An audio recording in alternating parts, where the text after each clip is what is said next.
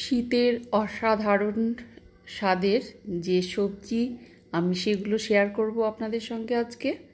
By the way, আপনারা দেখছেন colourful garden and lifestyle blog.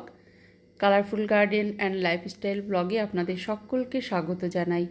প্রথমে যে রেসিপিটা শেয়ার করছি, পেঁয়াজকলির মুড়ো চচ্চড়ি। দেখুন এখানে ফাইনাল অবস্থা। পেঁয়াজকলির মুড়ো চচ্চড়ি যেটা খুব সুন্দর অসাধারণ হয় গরম গরম ভাতে এবং রুটির সঙ্গে ভীষণ ভীষণ ভালো লাগে। আপনারা একবার হলেও অবশ্যই ট্রাই করে দেখবেন। এখানে নিয়েছি কড়াই, পাঁচফোড়ন দিয়েছি এবং কাঁচা লঙ্কা ফোড়ন হিসেবে দেওয়া হয়েছে। খুব সুন্দর একটা স্মেল বেরোচ্ছে এবং ব্রাউন হয়ে গেছে ফোড়নটা, অর্থাৎ রেডি হয়ে গেছে। এবার দিয়ে দেব এই যে পেঁয়াজকলি টুকরো করে কেটে ধুয়ে রাখা আছে, জল ঝরিয়ে রাখা অবশ্যই। কড়াতে দিয়ে দিচ্ছি পেঁয়াজকলি এবং সাথে আছে বেগুন, আলু এবং ফুলকপির টুকরো। জাস্ট সেগুলো টুকরো করে ধুয়ে ভালো করে জলটা ঝরিয়ে রাখা আছে।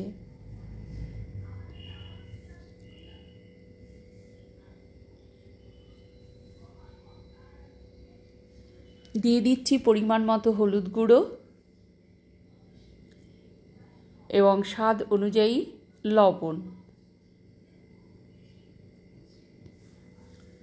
খুব ভালো করে উপর নিচ করে মিশিয়ে নেব, যাতে পাঁচফোড়নের সঙ্গে লবণ, হলুদ এবং সবজির টুকরোগুলো খুব ভালো করে মিশে যায়।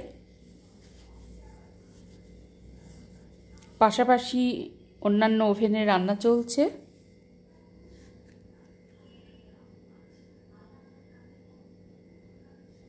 পেঁয়াজকলির মুড়ো চচ্চড়ি অসম্ভব সুন্দর শীতের রান্নাটা, অতএব শীত থাকতে থাকতেই প্লিজ আপনারা একবার হলেও ট্রাই করে দেখুন।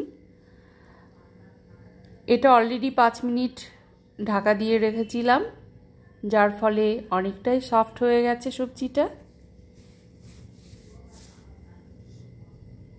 এখানে আবারও নাড়াচাড়া করে দিচ্ছি খুন্তির সাহায্যে। যেহেতু এই রান্নাটায় কোনো বাটা মশলা একদমই যাবে না, সেহেতু এখানে কিছু পেঁয়াজ কুচো দিয়ে দিচ্ছি, যাতে সবজিটা সফট হয় এবং মাখো মাখো শুকনো শুকনো হয় এবং খেতে অত্যন্ত টেস্টি হয়। এখানে কোনো রকম গুঁড়ো মশলা বা বাটা মশলা যাবে না রান্নাটার সঙ্গে এবং আমিও দিচ্ছি না।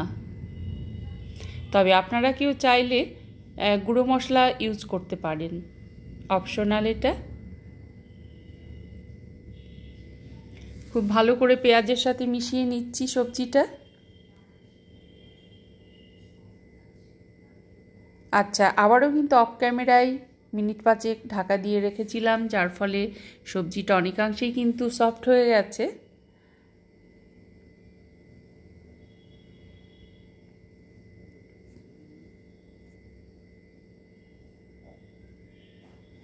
খুব সুন্দর একটা লুক এসেছে এবং এখানে শীতের আরও একখানা সবজি আপনাদের সঙ্গে শেয়ার করছি, সেজন্য দিয়ে দিয়েছি কড়াই এবং পাঁচফোড়ন।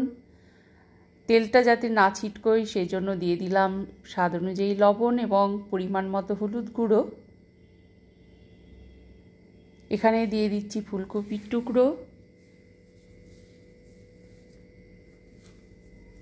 অসাধারণ হয় শীতের ফুলকপি, শীত থাকতে থাকতে অবশ্যই আমরা খেয়ে নেব,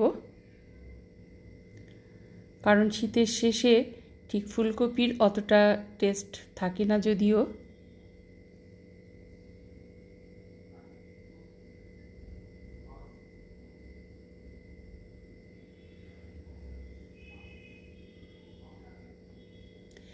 এখানে যেহেতু ফোড়নে আমি হলুদ এবং লবণটা দিয়ে নিয়েছি, যার ফলে উপর নিচ করে ভালো করে সবজিটার সঙ্গে মিশিয়ে নিচ্ছি, অর্থাৎ ফুলকপির সঙ্গে। পাশাপাশি পেঁয়াজকলির যে মুড়ো চচ্চড়িটা সেটা প্রায় কমপ্লিট হয়ে গেছে। এখানে সার্ভিং বলে উঠিয়ে নিলাম।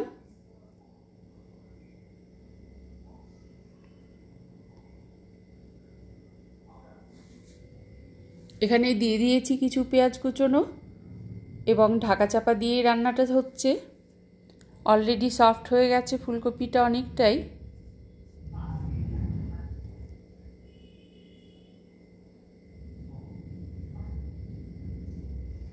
এই যে শীতের পেঁয়াজকলি, শীতের ফুলকপি অসাধারণ হয় খেতে।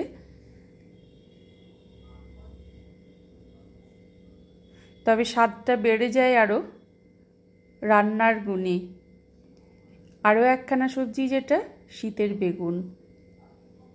শীতের বেগুনের কথা না বললেই নয়, আমরা অনেকেই পছন্দ করি। ফুলকপিটা প্রায় শেষের দিকে, প্রায় কমপ্লিট হয়ে গেছে। অপূর্ব টেস্ট এবং অপূর্ব হয়েছে কালারটা, দারুণ দেখাচ্ছে। এখানে আমি আবারও দিয়ে নিলাম সার্ভিং বোল থেকে, আমি কড়াইতে নিয়ে নিলাম। জাস্ট এবার দিয়ে দিয়েছি মাছের মুড়োটা।